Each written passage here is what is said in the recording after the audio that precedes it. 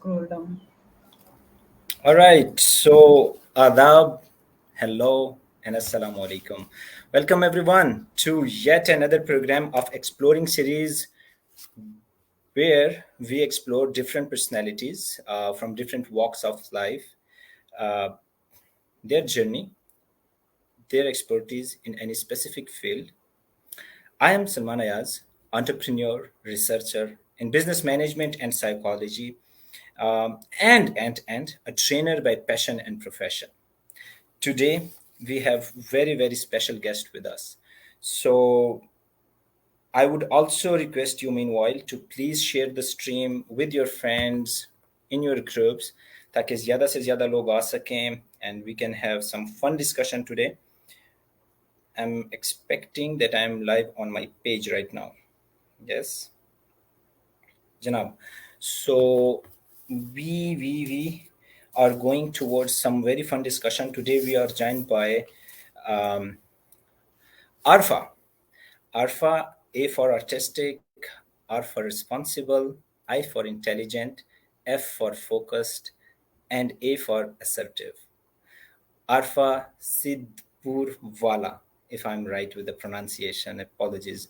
Life coach, she's a life coach, she's a therapist, neuro linguistic programming master practitioner, timeline therapy practitioner. She's also a hypnosis practitioner, which I'm very interested.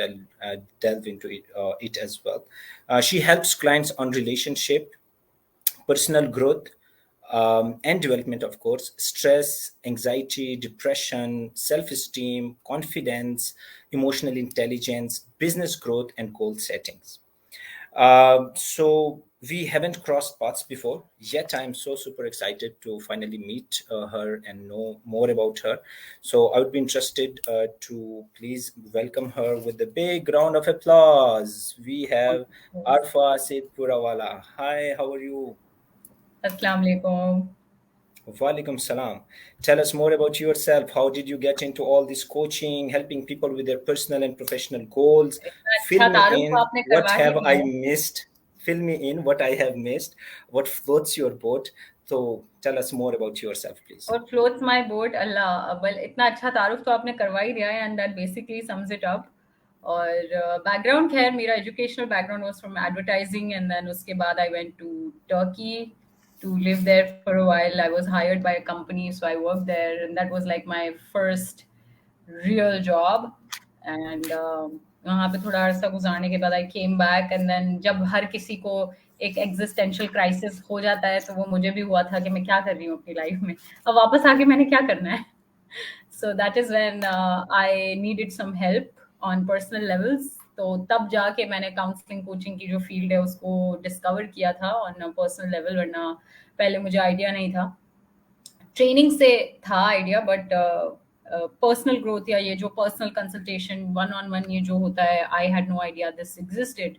So when I went for help myself is when I discovered, and I loved the whole idea of helping people and not being judgmental, and जिसकी जैसी capacity है उस हिसाब से उस इंसान के potential को हार्नेस करने में हेल्प करना and all of that. So it was very fascinating to me, and उसके बाद I myself dived into the field और मैं यहाँ बैठी हुई हूँ. Wonderful. Okay, so they say that this seems so obvious, but often goes unspoken, right? As we get further and further into relationships, right? Today we're going to talk about relationship, and we assume the other person knows how we feel, but no, it's not always the case. Communication is very important. A key, crucial role that is being played by the communication. So sometimes we fall in love with the most unexpected person at the most unexpected time. Yeah. So Riyana over का to you, गाना है ना, We Arfa. Found Love in a Hopeless Place. Hopeless Riyana का place. How गाना नहीं है, wonderful is it? We Found Love True. in a Hopeless Place, तो ज्यादातर तो यही होता है. Exactly. That's 100%. So please tell us more. क्या होता है रिलेशनशिप, किस तरह हम इसको मैनेज करें? आज आप हमें हेल्प करने वाली हैं कि हाउ टू अरे स्ट्रेंथन आवर रिलेशनशिप, किस तरह अपनी बॉन्डिंग को अच्छी करें, किस तरह हम अपने घरों में अमन लाएं, नाचाकियां अमन, खत्म करें और हम हकीमों से दूर रहें और हम अपने मसले खुद हकीमों हल से करें। दूर रहना है। अगर कोई हकीम हमें इस वक्त देख रहे होंगे तो वो तो बड़ा नाराज हो जाएंगे। ऑफेंड हो जाएंगे। यस, बोलेंगे हाँ वो डेफिनेटली। किसी के प्रोफेशन पे नहीं जाते, जो जैसे यस। अपना काम कर रहे हैं उनको करने देते हैं, क्योंकि आई थिंक एवरीबडी, वो नहीं कहते, मेरे अब्बा हमेशा कहते हैं कि दुनिया में हर चीज का खरीदार मौजूद है, चाहे सुई हो या हवाई जहाज हो। सो इवन वाह। Your services have a customer somewhere, so he always say this. तो Yeah. मैंने So बांध let's ली let's अपने। let's let's reduce the nachaki at happening in our homes, right? Because of the communication lapses, because of the problems that we face in our relationship. So Arfa, हमें बताएं, हमारी help करें आप अपनी expertise से, अपनी experience से। आपने बहुत कुछ पढ़ा इस पे, यकीनन बहुत सारी तहकीक की है। सो हमें हेल्प करें, किस तरह हम अपने रिलेशनशिप को ज़्यादा हम डेल्व हो सकते हैं उसके अंदर, हम उसको ज़्यादा बेहतर तरीके से समझ सकते हैं। तो कौन सी इंपॉर्टेंट चीजें हैं? Over to you please. सबसे पहले तो रिलेशनशिप आपस में ही, एक जो लफ्ज है रिलेशनशिप का, उसमें ही अब उसका जो मायने है वो अपने आप में ये बात बताता है कि it's not about the self, it's about more than you, and it's about something outside of you. तो रिलेशनशिप्स में सबसे पहले जो चीज, जो एक क्या कहते हैं, अलमिया देखा ये जाता है कि हर इंसान बहुत सेल्फ सेंटर्ड और सेल्फ फोकस्ड होता है।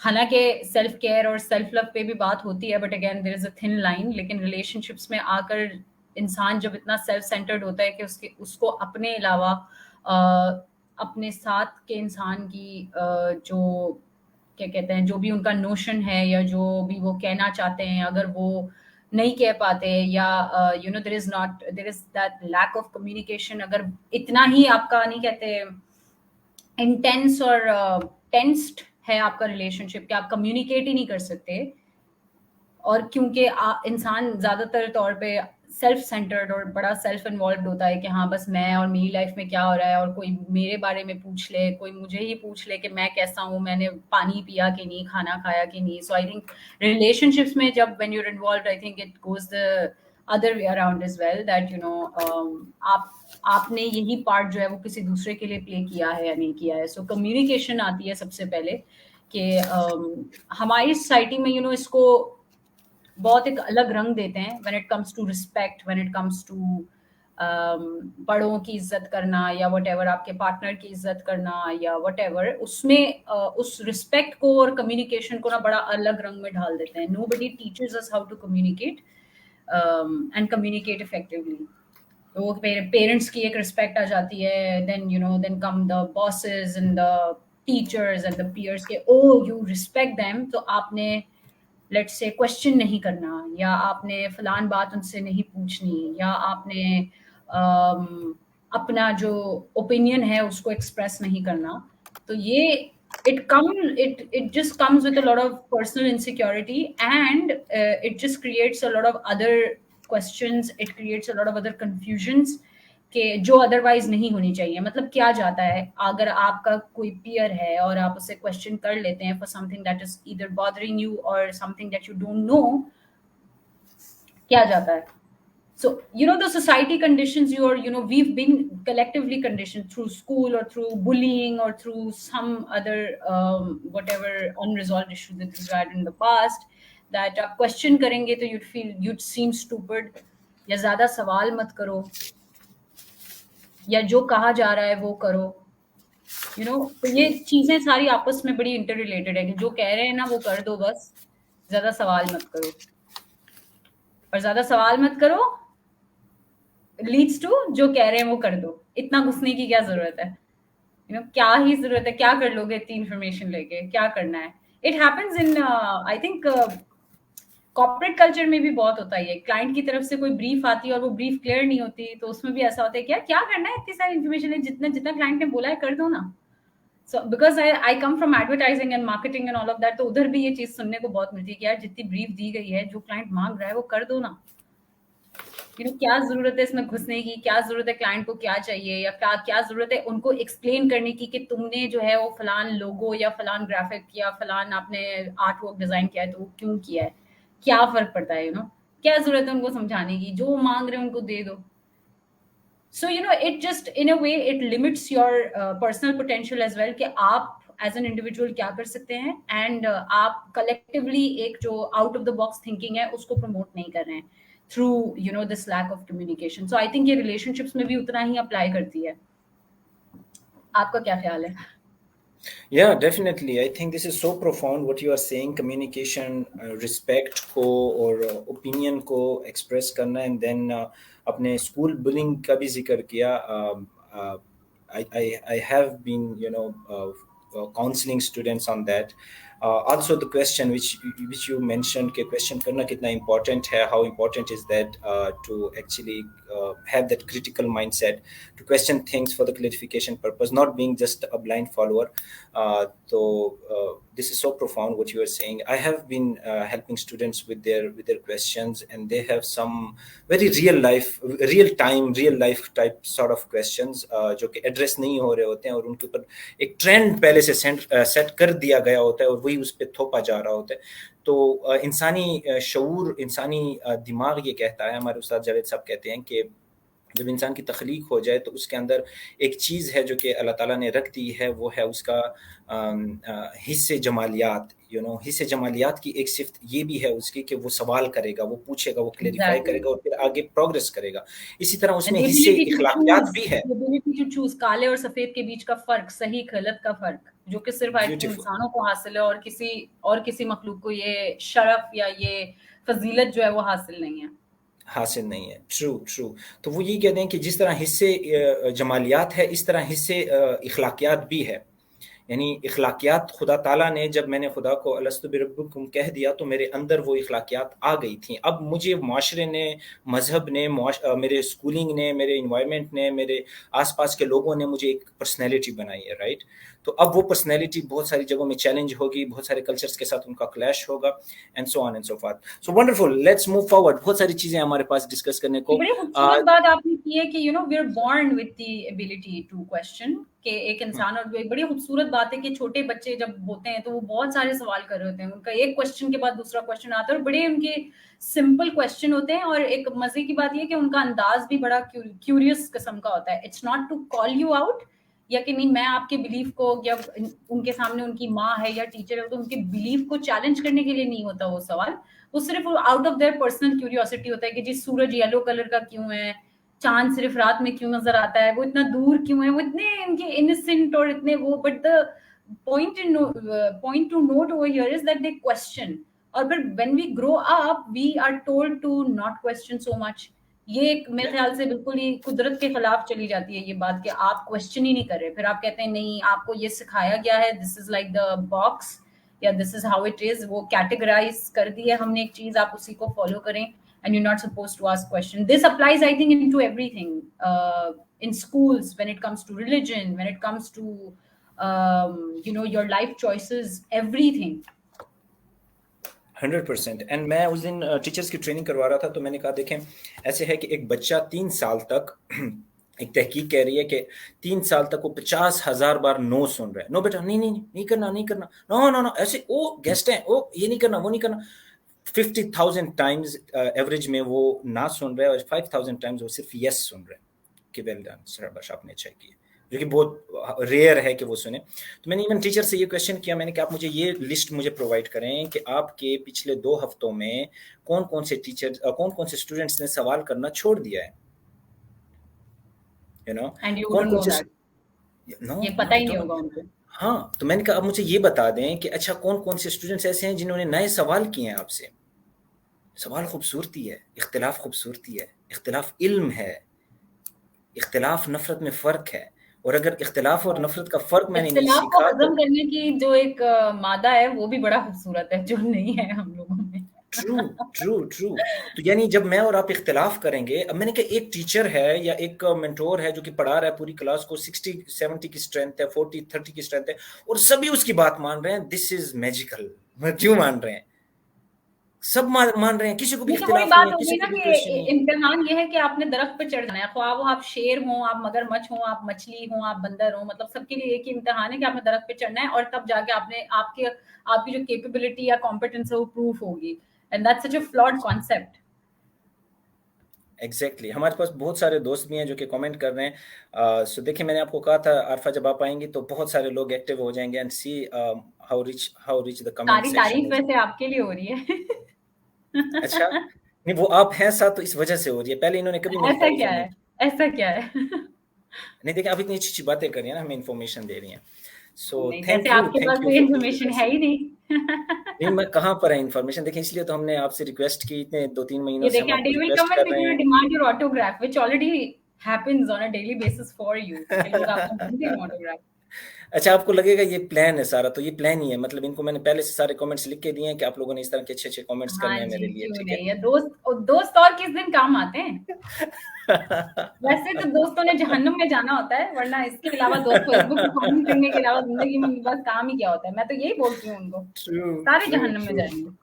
या सो मीनवाइल, अगर आपके पास बहुत सारे सवाल हैं so please put them in the comments box, हाथों को साथ साथ चलाते रहें। बड़ा मजेदार सेशन हो रहा है हमारा आरफा के साथ। आरफा इज माशाल्लाह वेल राउंडेड फिगर, बहुत सारी इंफॉर्मेशन है उनके पास, एंड मैं आज थोड़ा कम बोलना चाहूंगा, मैं चाहता हूं कि आप बहुत सारी बातें करें, मैं तो बोलता ही रहता हूँ। एंड मूविंग नेक्स्ट, जनाब, daily activities to consider in relationship, इस पे जरा रोशनी डालें Arfa please.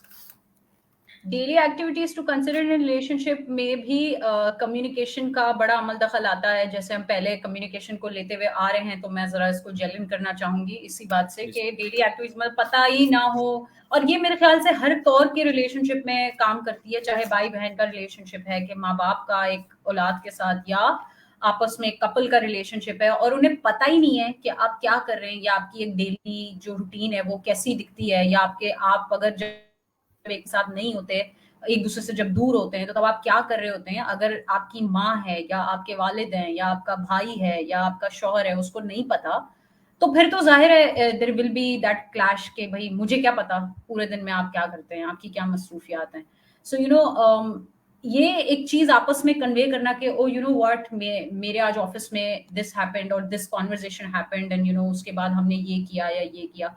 I mean not necessarily discussing work, but एक रियल लाइफ में हो सकता है कि आपको किसी एडवाइस की जरूरत पड़ जाए, हो सकता है आपको कुछ बताने की जरूरत पेश आ जाए। सो हैविंग दैट जेल्ड इन, नहीं कहते, communication with your family member in what ever setting is very very important.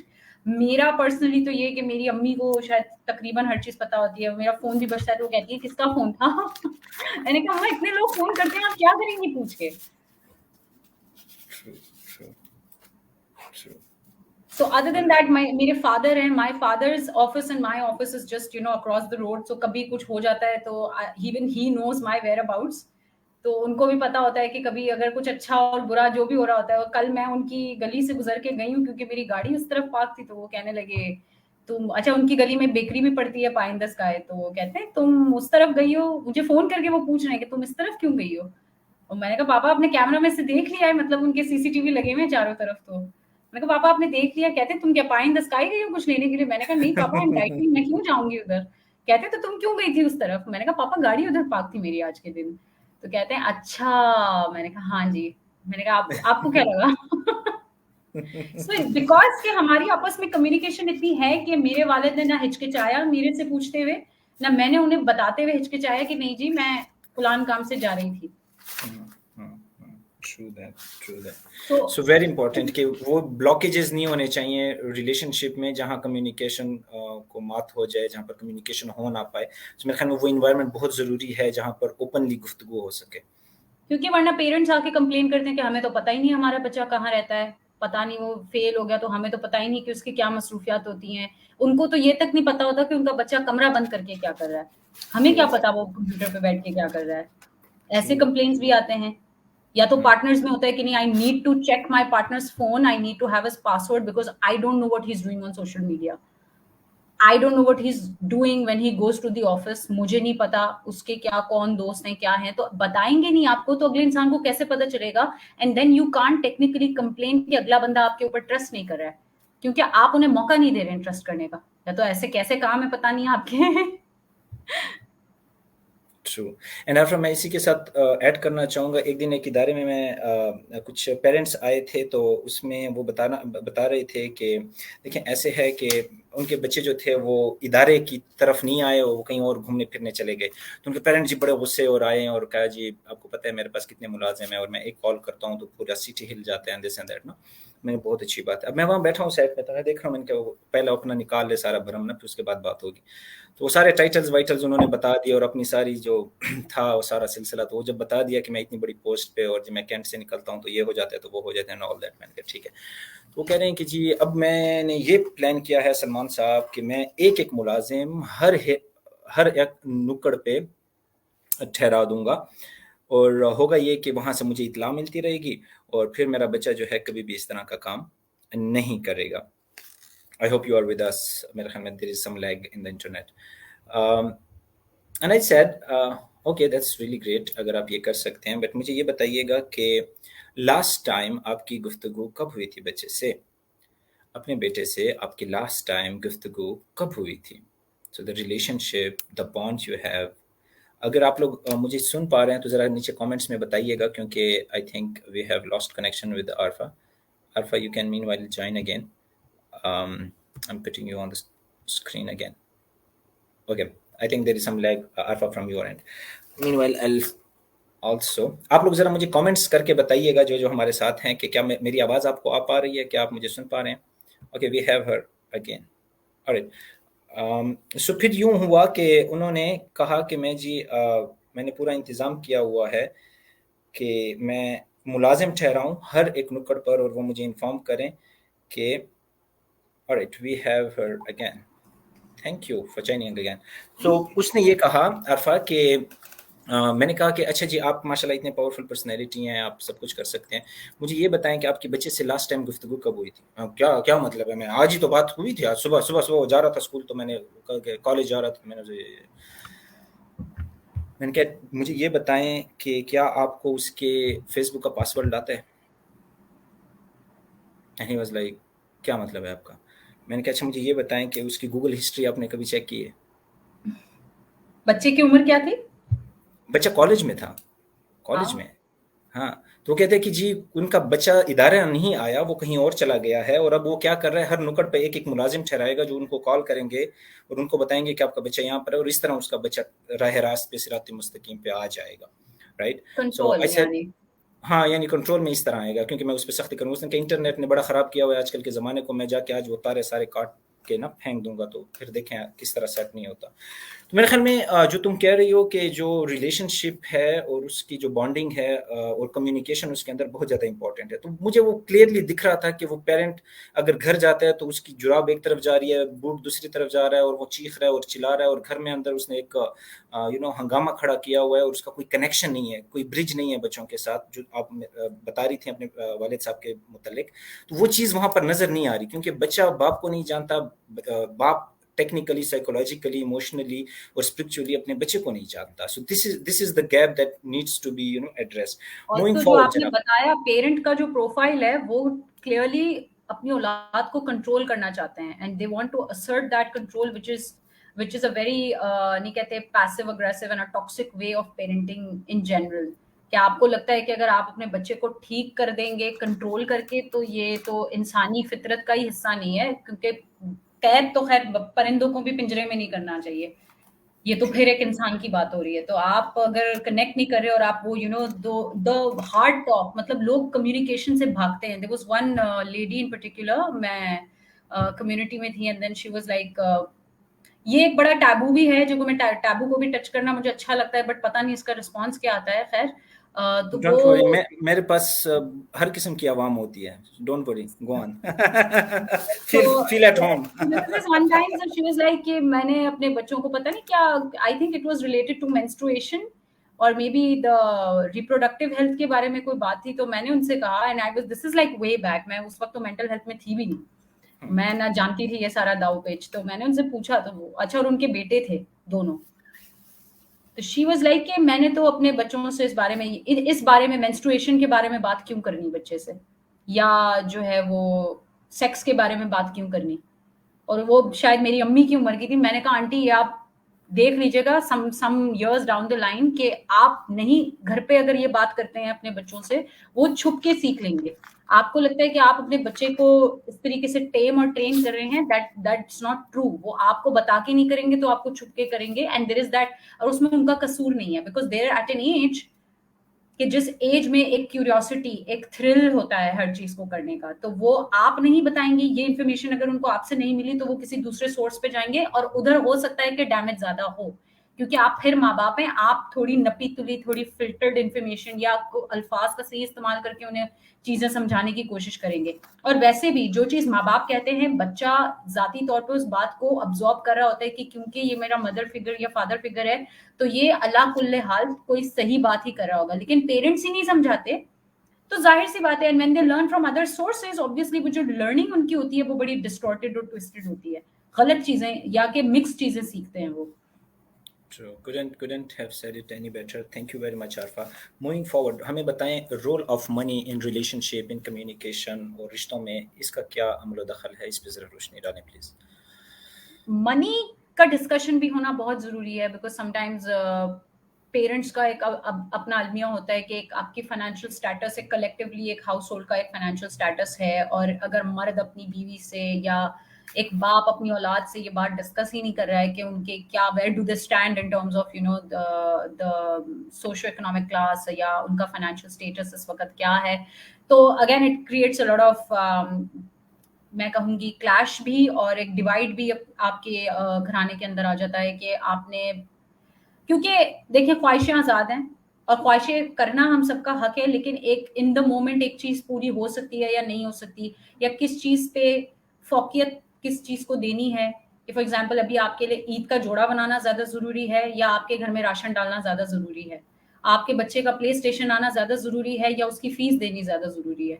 सो ये डिस्कशन भी लोग कहते हैं नहीं हम बच्चों को बताएंगे तो उनका दिल टूट जाएगा, वो if you are not doing that, देखिए एक डिपेंड करता है, हर बच्चा सेंसिटिव भी होता है, अगेन बात करने का तरीका, या आप अगर उनके सामने ऑनेस्टली अगर एक चीज रख देंगे, then there is a high chance that they might understand you, even छुपा के या अपने ऊपर अननेसेसरी प्रेशर लेके आप घर वालों की जायज और नाजायज ख्वाहिशें पूरी करेंगे, तो मतलब ओवरऑल कहने का मकसद ये कि the money discussion should be there also, so that आप उसके सॉल्यूशंस कम से कम निकाल सकें। True, that's so profound. Okay ठीक जनाब, है, कल किया हुआ है या whatever, the financial situation is not looking good, तो घर के दूसरे सारे जो अफराद हैं वो उनके पास जो जो उनका रिस्पेक्टिव एक हुनर है वो कम से कम उसको यूटिलाइज कर लें। एक तो ये यहाँ पे एक बड़ी टॉक्सिक मेंटालिटी है कि जी घर का जो है वो मर्द ही सिर्फ काम करेंगे, औरतें काम नहीं कर सकती, होम बेस्ड भी कोई काम नहीं कर सकती, because I have seen this much, इतने एक्सट्रीम्स भी होते हैं कि एक तो चलो बाहर जाने पे मर्दों को मसला होता है, वो तो चले अपनी अपनी घर की वो बात है, लेकिन जो होम बेस्ड बिजनेसेस हैं या वो ऐसे बिजनेसेस जो बच्चों या औरतों को इन्वॉल्व करते हैं वो भी नहीं करने देते। So I had a client once, she had an issue कि my husband is not letting me conduct yoga classes for women. कहती है क्या मसला है, I am earning a good amount of money और मैं सिर्फ औरतों को ट्रेन कर रही हूँ, वो भी हफ्ते में 3 बार, और मेरी अच्छी खासी इनकम हो जाती है 1 लाख से ऊपर, मेरी नहीं समझ आती मेरे हस्बैंड को क्या मसला है। अच्छा ये मसला तब मनी इज वेलकम राइट, जितनी महंगाई है पैसा आता हुआ बुरा तो नहीं लगता आपको, so she had this problem and true this is so profound. और ये मसला फिर ख़त्म हो जाता है जब अचानक से मेरी जॉब चली जाए, जब अचानक से मैं बैलेंस ना रहूं, तब ये सारी चीज़ें मुझे भूल जाती हैं, तब फिर मैं उनके लिए पीटीसी भी करवा रहा होता हूँ और पता नहीं कहाँ से उसके लिए सर्टिफिकेशंस करवा रहा होता हूँ, कहीं ना कहीं उसको घुसा दूँ, और दोस्तों को भी कॉल कर रहा होता हूँ कि जरा स्कूल में इनको नौकरी दे दें, क्योंकि तब मुझे फिर गैरत मेरी कंप्रोमाइज़ हो जाती है और फिर मुझे सारी चीज़ों की समझ आ जाती यानी है। आप करवा रहे हैं उस सूरत के जब आपको, यानी किसी अगर घर का कोई फर्द जाए, बच्चे छोटे हैं आपके और वो कह रहे हैं कि जी मेरा फलान ड्रीम है, मेरे फलान ड्रीम को सपोर्ट कर दें, not financially necessarily, through words of appreciation, again आती है कम्युनिकेशन दोबारा से कि जी मैं let's say cookie cutter engineer या डॉक्टर या गॉड नोज अकाउंटेंट नहीं बनना चाहता, मैं बनना चाहता हूँ लेट्स से अ सिंगर और somebody I want to be into digital marketing, these are still fields के जिसमें इतना अभी वो नहीं कहते ट्रैफिक नहीं है, लेकिन वो आप सपोर्ट नहीं करते, नॉट फाइनेंशियली तो करें ना करें, लेकिन वर्ड्स ऑफ अप्रिशिएशन के थ्रू भी नहीं सपोर्ट हो रहा होता, और फिर जब किसी की जॉब चली जाती है या तंगी आ जाती है समथिंग, देन आप मजबूरी के तहत वही काम करवाएंगे कि जाओ तुम भी अपना कुछ देख लो। 100%। जनाब ज़िशान अली हैं हमारे पास, ही इज़ अ चैंपियन माशाल्लाह, इन्होंने ऑल पाकिस्तान सेकंड पोजीशन लिया बॉडी बिल्डिंग में। उन्होंने वाह, कमेंट किया। या मोहम्मद नवीद खान है हमारे साथ, Marwat, thank you very much sir. Mohammad Shahid हैं हमारे पास, उन्होंने उस दिन अवार्ड भी विन किया डिबेटिंग में, he is a excellent debater. Najeeb Khan Pathan है हमारे साथ, he has commented. Altaf Ahmad Zai है हमारे साथ, जो कि आपका मेरे ख्याल में ऑटोग्राफ में इंटरेस्टेड है। आई एम नॉट श्योर वो किन ऑटोग्राफ चाह रहे हैं, तो आपको मेरे ख्याल में कराची जाना पड़ेगा। यस। एंड जी, अताउर रहमान नियाजी है हमारे साथ, तो वो भी अपनी मोहब्बतें हमारे साथ शेयर कर रहे हैं। वसीम खान है, he is an excellent person माशाल्लाह, मेरे ख्याल में आजकल लाहौर में होते हैं, तो ज़बरदस्त काम कर रहे हैं, बड़े इदारे चला रहे हैं। और इसके साथ हमारे साथ इश्तियाक हैं। इश्तियाक बड़ा ज़बरदस्त इंसान है, ये जी ड्रग रिहेबिलिटेशन सेंटर में अपनी सर्विसेज दे रहा है। हाँ, वहाँ पर वो क्या कर रहा है कि लोगों को वहाँ पर जो ड्रग एडिक्ट्स हैं तो उनकी हेल्प करते हैं, बहुत ज़बरदस्त काम कर रहे हैं। हाउ समद वज़ीर हैं, अदनान खान मेरे भाई हैं जी, उन्होंने कमेंट किया हुआ है। जुल्फ़िकार खान मसूद हैं, उन्होंने भी मोहब्बत का इज़हार किया। अब मैं आपसे रिक्वेस्ट ये भी करूँगा कि sir Moin Rahman Gandapur sir ji, don't forget me, मैं कैसे आपको भूल सकता हूँ, आप मेरी जान है, ठीक है जी। तो मैं बिल्कुल आपको नहीं भूलूंगा। आप लोगों ने क्या करना है कि अभी साथ साथ में ये जो स्ट्रीम आप देख रहे हैं इसको शेयर करें, ताकि ज़्यादा से ज़्यादा लोगों के साथ हम कनेक्ट कर सकें। आरफा बहुत ज़बरदस्त हमें इन्फॉर्मेशन दे रही है, ताकि वो ज़्यादा से ज़्यादा के लोगों के साथ शेयर हो सके, वो कमेंट कर सके। आप लोगों ने मुसलसल कमेंट्स करते रहने, आप लोगों ने सिर्फ हमें सुनना नहीं है, तो एक्टिव लर्निंग करनी है। साथ साथ में जो हम बातें कर रहे हैं उन पॉइंट्स को ज़रा नीचे लिखते रहें।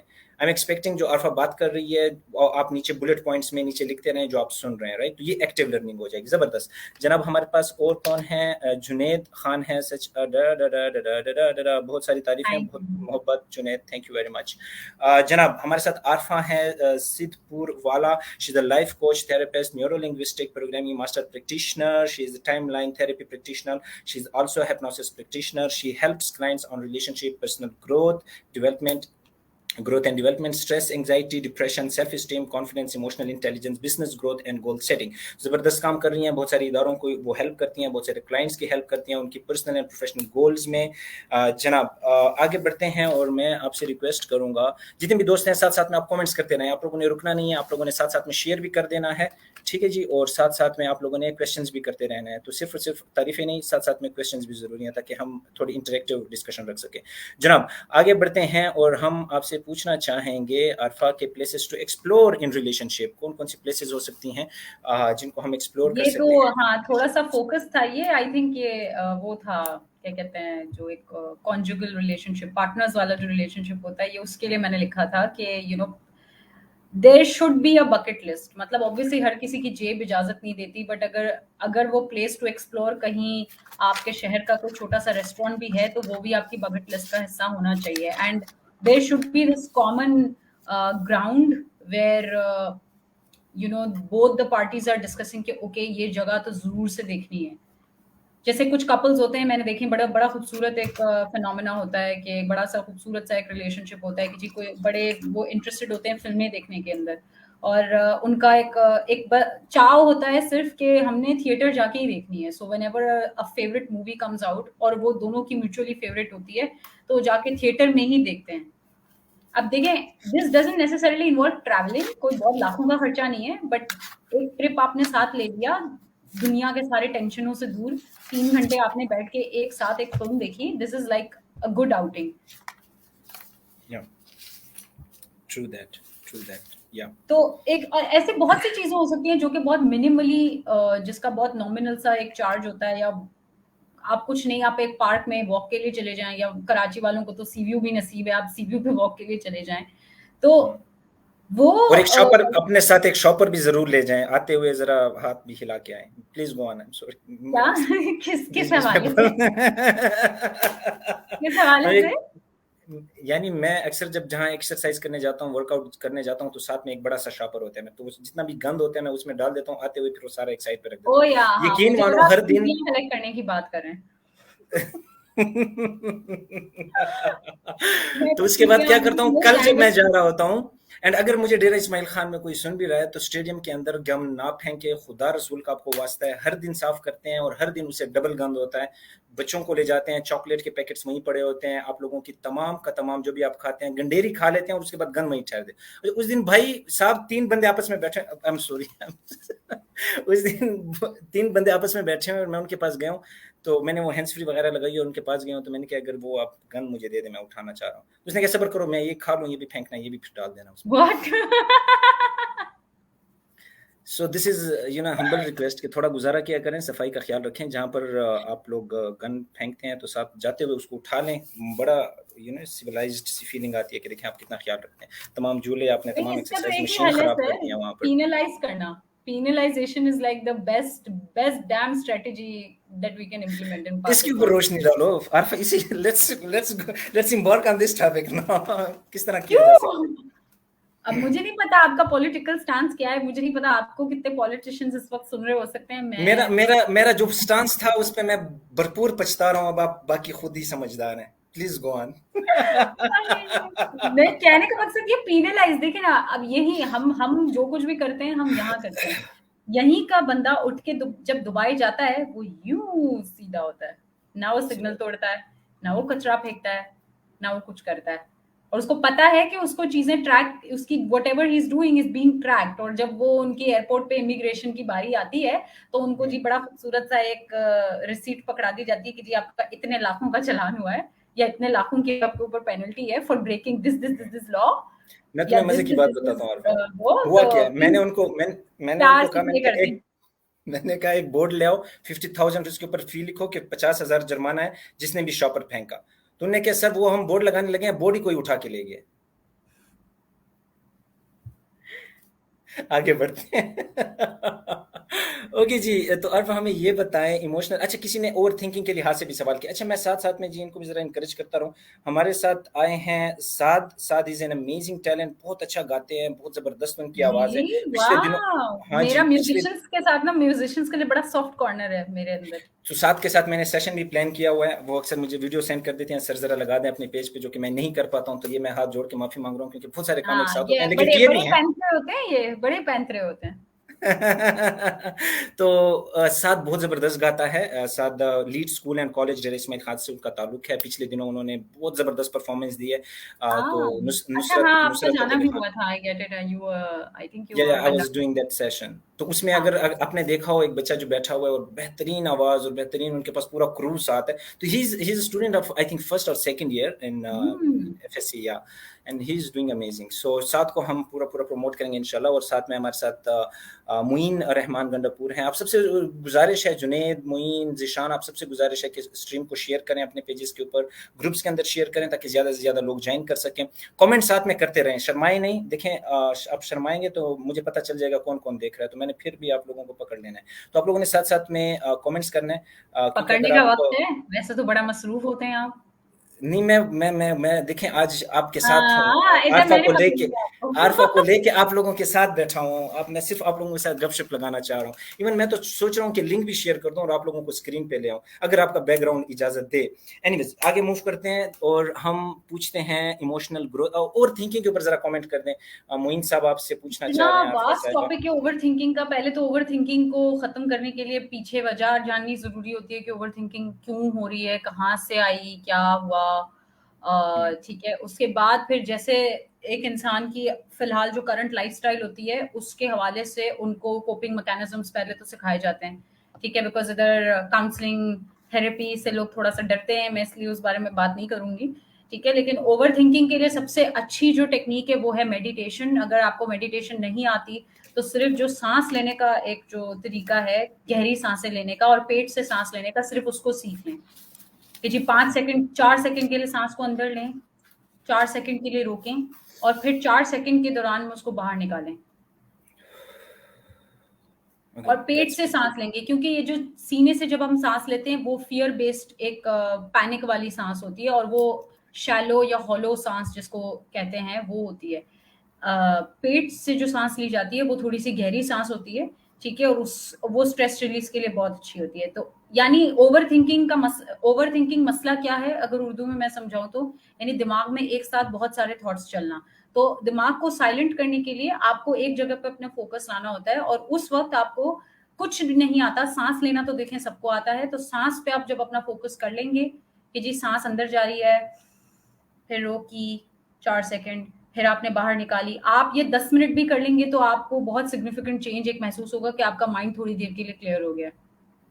ये आप सोने से पहले भी कर सकते हैं, सुबह उठते के साथ भी कर सकते हैं, दिन में अगर आपको लोग बहुत ज्यादा परेशान कर रहे हैं काम पे तो आप 10 मिनट का ब्रेक लेके ये भी कर सकते हैं। मतलब Okay, this is all right. One of the coping mechanisms. ये एक कोपिंग मैकेनिज्म है ओवर थिंकिंग का। सर आपके Mohammed, हेडफोन्स बहुत प्यारे हैं, somebody saying। yeah, so headphones प्यारे हैं, yes, yes, headphones प्यारे ठीक हैं। है, तो ये हुई आप जरा मुझे ब्रीदिंग मिलें सेशन के एक्सरसाइजेस। बाद। अब होती है मेडिटेशन। मेडिटेशन क्या होती है, उसको उर्दू में कहते हैं ध्यान करना। ध्यान करना तो करना, लेकिन उससे ये होता है कि आपका माइंड जो है वो एम्प्टी हो जाता है थोड़ी देर के लिए। शुरू में ऐसा नहीं हो पाता बिकॉज प्रैक्टिस नहीं होती। मेडिटेशन भी करते करते आती है। It's a thing of practice. As much as you practice it, उसके बाद वो क्या कहते हैं, बेहतर होना शुरू हो जाती है और आपको अपने माइंड के ऊपर ज्यादा से ज्यादा उबूर हासिल शुरू हो जाता है। तो आप अपने माइंड को थोड़ी देर के लिए एम्प्टी भी कर सकते हैं। मेडिटेशन, इसलिए लोग इतना ज्यादा मेडिटेशन को प्रमोट करते हैं और इतना रेकमेंड करते हैं कि करनी चाहिए। जिस किस्म की बिजी दुनिया में हम रहते हैं उसमें ओवर थिंकिंग होना बहुत नॉर्मल सी बात है। तो इसलिए माइंड को सुकून मिलेगा या माइंड रिलैक्स्ड होगा तो आगे कोई और काम कर पाएगा। जैसे कि हम थके हुए हैं तो आगे नहीं जा सकते, पाँव में दर्द हो रहा है या पाँव थक चुके हैं तो और ज्यादा आपसे चला नहीं जाएगा। तो it's imperative that you rest and then rest for a while, या 7-8 घंटे की नींद लेने के बाद इंसान दूसरे दिन उठ के काम पे जाता है। इसी तरीके से माइंड को रिलैक्स नहीं करेंगे तो आगे जो काम आपने करने हैं वो आप नहीं कर सकेंगे। So meditation and breathing exercises, the two things for over thinking. ठीक है। Wonderful, thank you, this is so profound, so significant. Arfa, आप हमें हेल्प कर रही हैं, हमारे क्वेश्चंस का भी आंसर कर रही हैं। They say that the meeting of two personalities is like contact of two chemical substances. If there is any reaction, both are transformed. How beautiful is that ना। तो यानी एक की वजह से दूसरी की कम्युनिकेशन, एक की पर्सनैलिटी दूसरी को बहुत ज़्यादा मुतासर करती है। So when we stop expecting people to be perfect, we can only then like them for who they are, है ना। That's true. एंड इसी तरह कहते हैं कि they may forget what you said, but they will never forget how you made them feel. True. आपने उनको किस तरह महसूस करवाया, वो कभी भी ये चीज़ भूल नहीं सकते। तो इसी को आगे लेते हुए इमोशनल ग्रोथ, तो आप इमोशनल ग्रोथ पर भी ज़रा रोशनी डालेंगी आप। रिलेशनशिप्स में इमोशनल ग्रोथ का अपना एक अमल दखल है। यहाँ पे अलमिया हमारा ये कि इमोशंस पे बात होती ही नहीं है। इमोशंस अव्वल तो there not something that is very commonly spoken of, because we have been conditioned. जैसे मर्द जात को बहुत बचपन से कंडीशन कर दिया जाता है कि लड़के रोते नहीं है, मेन डोंट क्राई। चोट लगती है छोटे बच्चे को, हम कहते हैं देखो क्या तुम लड़कियों की तरह रो रहे हो, लड़के रोते थोड़ी हैं। सो दिस इज वन कंडीशनिंग जो आप थोपते हैं on a male figure in this society. And this is not just a Pakistani thing, this is like something all over the world. The fact that you have to be a man and appear macho and all of that, इस चक्कर में जितना emotional damage होता है। तो ये हुई main don't cry. ठीक है, मेन डोंट क्राई ये लड़कों को बहुत ज्यादा कहा जाता है। लड़कियों को शेम किया जाता है ऑन बीइंग इमोशनल, क्योंकि हम तो होते ही हैं पैदाइशी तौर पे इमोशनल। लड़कियां ड्रामेटिक होती हैं, लड़कियां लड़ाका होती हैं, लड़कियां तो टॉक्सिक होती हैं, लड़कियों को तो आदत है फूट डालने की, लड़कियां बहुत बोलती हैं। दो they are communicating and though I do agree that women can be very dramatic, होता है ड्रामा, बट हर औरत का नहीं होता। There is always exception. Obviously मर्दों में भी एक एक्सेप्शन होता है, but this toxic idea of the emotional expression और suppression has twisted the whole idea of emotional growth और emotional intelligence। कोई इंसान आपको मर्दों को रोते हुए मैंने तो खैर बहुत दफा नहीं देखा, एंड रोना तो खैर दूर की बात है, इमोशंस को एक्सप्रेस भी men struggle big time when they have to express their emotions. उनको पता ही नहीं होता कि वो क्या फील करें। एक ही इमोशन होता है उनका, वो होता है गुस्सा, और हर चीज गुस्से के थ्रू ही चैनल आउट हो रही होती है। Even if they are sad, even if they want to cry, वो भी गुस्से के थ्रू चैनल आउट हो रही होगी, which is again lack of emotional intelligence. They don't know how to channelize their emotions properly. This is very profound. This is तो very, very important. Emotional growth कैसे होती है? जब शेयरिंग होती है इमोशंस की, आप मुझे आकर बताएंगे that I am feeling a certain feeling right now, और I am feeling a certain emotion, I am feeling angry, I am feeling nervous, I am feeling that I'm not motivated right now, I'm feeling that I do not have that energy right now, i I feel that I've been betrayed, मुझे किसी ने धोखा दिया है. हम मर्द, हमारे यहाँ का मर्द ये तक नहीं कहता. बिजनेस में, कॉर्पोरेट कल्चर में आपने कितने मर्दों को कहते हुए सुना होगा कि यार मुझे इससे धोखा हो गया. कॉर्पोरेट बिट्रेयल्स की भी हम बात नहीं करते. हम इतना दबाते हैं इस चीज को. क्यों? क्योंकि it's like a thing of a status. It's a status symbol कि यार मैंने कह दिया कि अगर मुझे फलान बंदे से इतने लाख का या इतने करोड़ का नुकसान हुआ या उसने मुझे धोखा दिया, people are going to start questioning my ability to observe and जज कि यार तुम कैसे कान के कच्चे इंसान हो, या तुम कैसे स्टूपिड हो कि तुम्हें नजर नहीं आया कि वो तुम्हें धोखा दे रहा है. We forget that we are all humans. Wise से वाइज इंसान और नहीं कहते स्मार्ट से स्मार्ट इंसान को धोखा हो सकता है, if not in business then in relationships. True, true. This is so right, and thank you very much for highlighting all this, Arfa. This is so profound. Meanwhile, there are questions from Imtiaz Bhatti as well. वो कह रहे हैं laziness के ऊपर भी जरा और कम करने के ऊपर जरा रोशनी अगर आरफा साहिबा डाल देती हैं. उसके साथ साथ एक क्वेश्चन और भी ले लें. वो हमसे पूछा जा रहा है कि एकेडमिक प्रेशर बच्चों पे बहुत ज्यादा होता है. ओह, पूरा सेशन इस पे प्लान हो सकता है. एकेडमिक प्रेशर को एक लाइन में बंदा कैसे, है ना. और ये खतरनाक कमेंट भी देख लें. So Junaid पूछ रहे हैं, so I have a question that we in Pakistan that 70 to 80% are affected from different type of disease actually, and it's very, I think it will be difficult to find any human which is free from diseases. So what's the solution? अच्छा जी, question कम, explanation ज्यादा है, तो जरा देख लें what actually Junaid. पहले कौन सा क्वेश्चन एंटरटेन करना है? पहले जरा आप लेजीनेस के ऊपर देख लें. Laziness and how to overcome laziness. देखिए, the overcoming laziness is a choice. Laziness खुद भी अपने आप में एक चॉइस होती है, और लेजीनेस को ओवरकम करना भी आपकी पर्सनल चॉइस होगी. ठीक है. Laziness breeds a lot more laziness, क्योंकि अगर आप आज लेजी फील कर रहे हैं और आपने लेजीनेस के तहत 1 या 2 या 4 काम नहीं किए, तो उससे ज्यादा लेजीनेस आ जाती है. वो एक रिसर्च भी है कि अगर आपने 8 घंटे इज एन एवरेज, लाइक 6 से 8 घंटे आपने सोना होता है, लेकिन अगर आपने 8 से ज्यादा घंटे सोया तो वो भी आपकी जो प्रोडक्टिविटी है उसको कॉम्प्रोमाइज करती है. यानी ज्यादा सोना कोई बहुत अच्छी बात नहीं है. लोग कहते हैं कि गॉड मैं तो आज बहुत ज्यादा सो गया. It means that you over slept, and over sleeping is not a good thing. So obviously वो आपकी जो बॉडी है वो लैग करती है. So the only thing to counter laziness is to just get yourself up and go out and about. ठीक है. Go outside for a while, take a shower. सबसे अच्छा तरीका है to combat depression. सबसे जो नंबर 1 टिप मैं देती हूँ डिप्रेशन की भी और लेजीनेस की भी, कि जाएं और अच्छा सा एक शावर ले लें, बिकॉज पानी आपके नर्वस सिस्टम को रीसेट कर देता है. वाओ. सब लोग नोटिस करते हैं, नोटिस आपने भी सलमान किया होगा कि नहाते हुए आपको दुनिया का सबसे कोई प्रोफाउंड किस्म का आइडिया आएगा कि भाई ग्राउंड ब्रेकिंग, मेरा ये $1 मिलियन आइडिया है, मैंने बाहर जाके इस पे काम करना है. और जब तक आप बाहर आते हैं आपको याद नहीं होता, भूल जाते हैं. होता है कि नहीं होता है. So this is not something that I'm making up. This is documented. Yeah. This is research proven that इंसान जब शावर लेता है, पानी जब आपके स्किन के साथ और आपके क्या कहते हैं बॉडी टेम्परेचर के साथ और नर्वस सिस्टम के साथ कांटेक्ट में आता है, तो आपका नर्वस सिस्टम रीसेट हो जाता है. इसलिए आपको इतने अच्छे आइडियाज आते हैं, इसलिए आप इतना रिलैक्स्ड फील करते हैं. बंदा जितना भी, अगर आप थके हुए हैं और आपको रात की नींद प्रॉपर नहीं मिली और आप सुबह जाके शावर ले लेते हैं, then it just takes away all that fatigue and tiredness of you.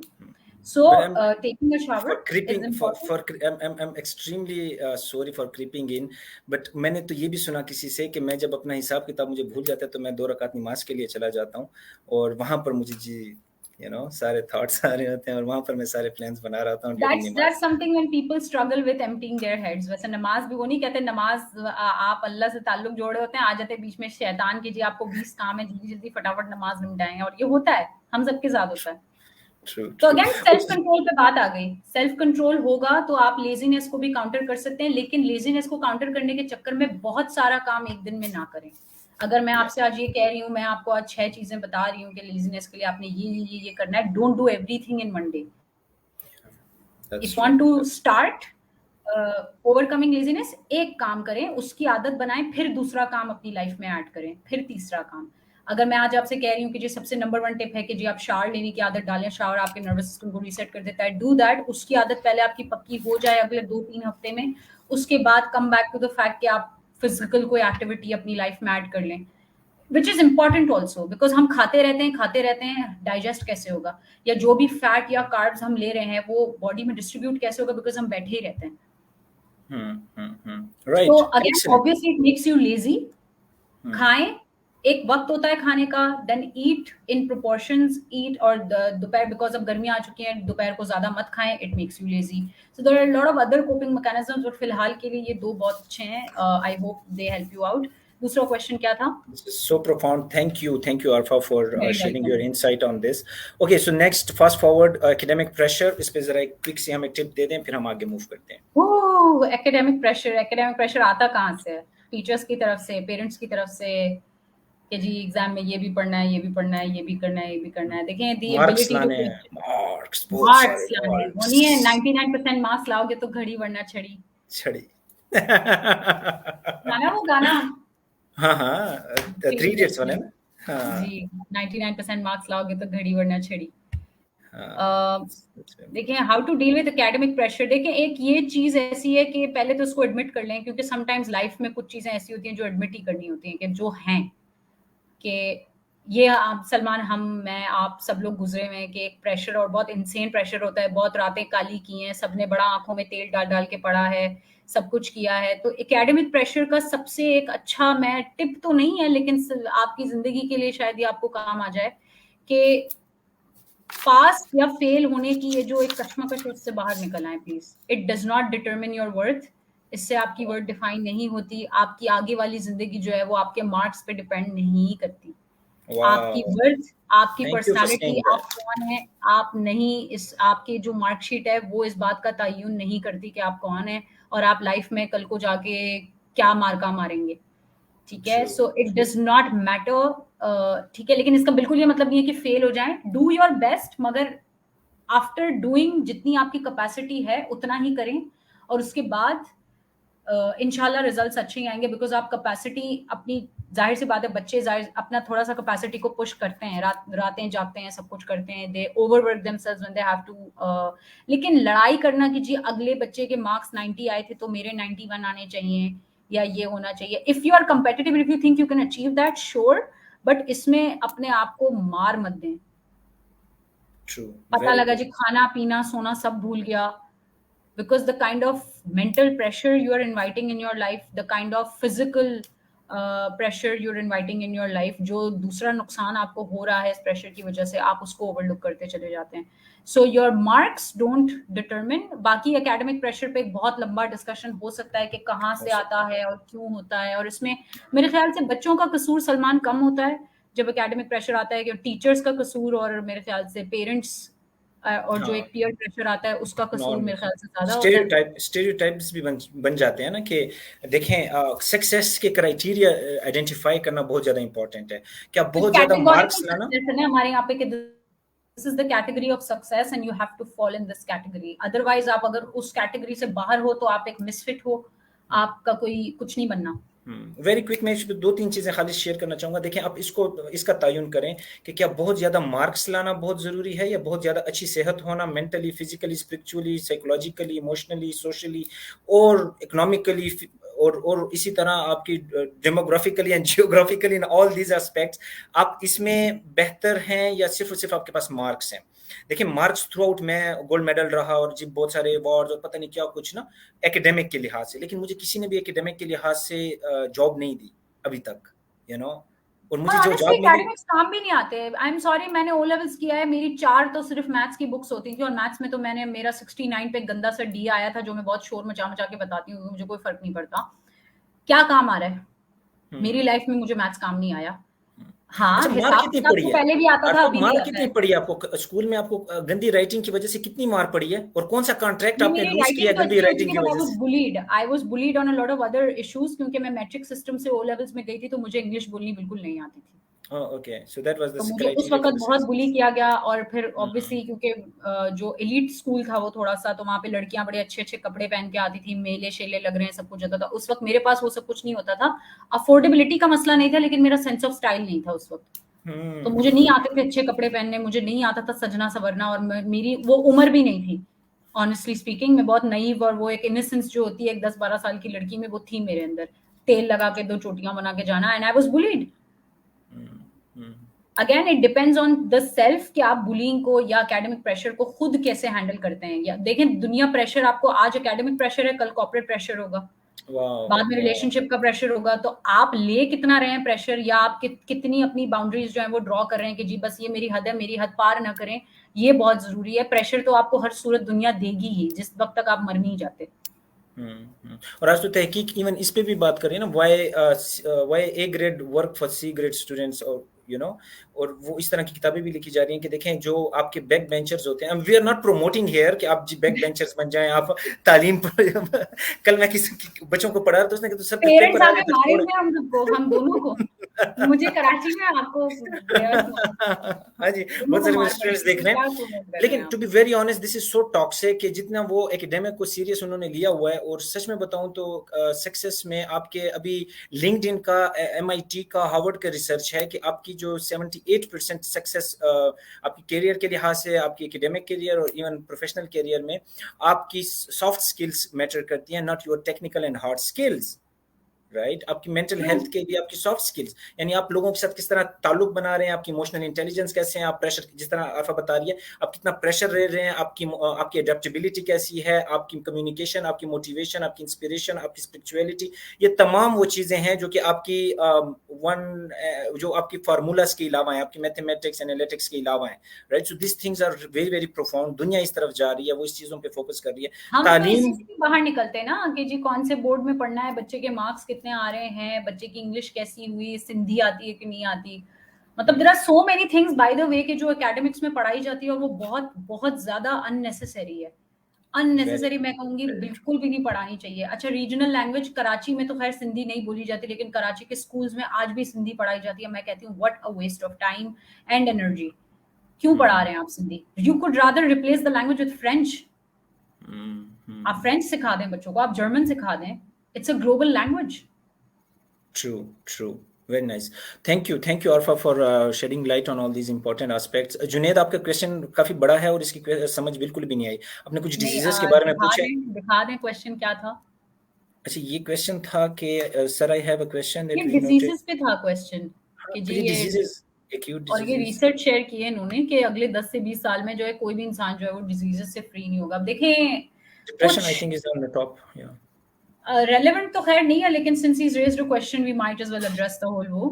अब देखें, श्योर, इस यस। पे तो कराची कराची तो खैर नहीं, पाकिस्तान में कलेक्टिव बहुत सारे इश्यूज हैं। जैसे डिजीजेस आती हैं गंदगी से, डिजीजेस आती हैं मैल न्यूट्रिशन से, डिजीजेस आती हैं कि अगर माँ मेल न्यूट्रिशन है तो वो मेल न्यूट्रिशन बच्चा पैदा कर रही है, हेल्थ फैसिलिटीज ना होने से,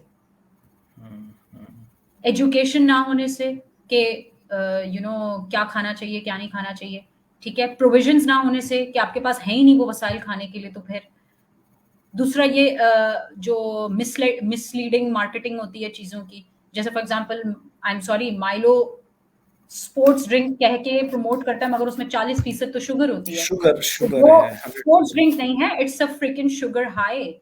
वो थोड़ी देर या। के लिए आपको बहुत ज्यादा एनर्जेटिक कर देता है, मगर जिस वक्त फिर वो शुगर क्रैश होता है तो फिर बच्चे के सरों में दर्द होना शुरू हो जाता है। वो कहते हैं कि हमें समझ नहीं आ रहा कुछ। तो बेसिकली वो ज्यादा डेट्रीमेंटल है आपकी हेल्थ के लिए। So it comes on the self also.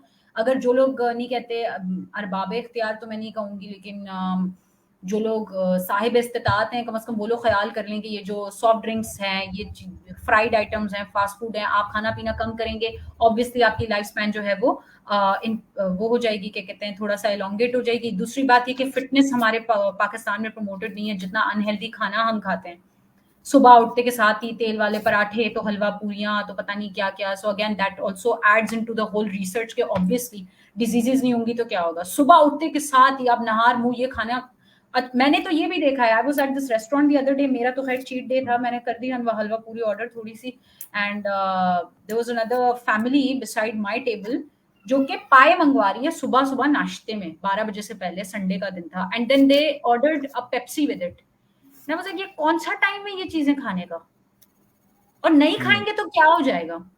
So again हम्म, ये ईटिंग भी, ये जो कंफर्ट ईटिंग होती है, that is also linked with depression, के हमारी जो कौम है वो कलेक्टिवली बहुत ज़्यादा डिप्रेस्ड है, तो खाने में ही उनको अपना सुलेस नज़र आता है कि बस खाना ही एक वाहिद हमारी ज़िंदगी में, वो नहीं कहते एक अच्छी चीज़ है तो खाने पे टूट पड़े बस। हम्म, सैलेड्स का कहेंगे तो मुँह बन जाते हैं लोगों के, सैलेड नहीं हम्म, खाना, हमसे हेल्दी ईटिंग नहीं होती।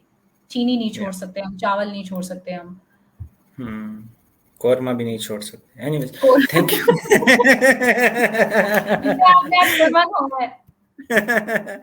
क्यों मुझ पे ऐसे वार कर रही हो यार? मैं ऑन डाइट दीज डेज ना। अभी मेरे पास वो यू आई आर? थी, हाँ चाय आई थी वो सब्ज वाली ना, तो घर में सब्ज़ काफी चाय मुझे मैंने सुननी पड़ अभी-अभी रही। आपके सामने मैं, खत्म की है सब्ज़ चाय। हाँ जबरदस्त। तो मैं आजकल वो सलाद वलाद ही सिर्फ खा रहा हूँ, तो काफी भाग दौड़ लगी हुई है। बस दुआ करो कि कुछ हो जाए। जनाब आगे बढ़ते हैं। मलिक मोहम्मद रईस, इन्होंने मुझे मैसेज भी किया है कि मैं आपकी मोहब्बतें आप मुझ तक पहुंच रही हैं, आपका बहुत शुक्रिया फॉर ट्यूनिंग इन। ये पूछ रहे हैं कि जी रिलेशनशिप बड़े ख़राब हो रहे हैं, आरफा से पूछें कि क्या मसले मसाइल हैं, ज़रा इस पे रोशनी डालें, मसले हल करें please. This is a good question. How can false suspicion be dealt with? False suspicion का क्या मतलब है इधर? शक, अच्छा जी। शकी मिजाज पार्टनर, हाँ। Deteriorating these days due to misunderstandings and doubt. हाँ, तो ये एक शक्की मिजाज पार्टनर के हवाले से शायद बात हो रही है। Please correct us if you are wrong. Comment में बता दें कि मैं क्या सही ट्रैक पे जा रही हूँ। शक के मिजाज, ठीक है, आप प्लीज़ इस पे अपना कमेंट दें, अगर वो कुछ होगा शक्की तो इस पे। मिजाज एक जो पार्टनर होता है, शक्की मिजाज पार्टनर ऑब्वियसली वो सामने वाले की जिंदगी तो जहन्नम बना ही रहा होता है, लेकिन शक्की मिजाज पार्टनर के हवाले से आप ये अंडरस्टैंड करें कि वो उनका अपना मसला होता है। वो उनके खुद के ईगो के इश्यूज होते हैं। Due to their ego they want to control you. ठीक है, they have their own insecurity.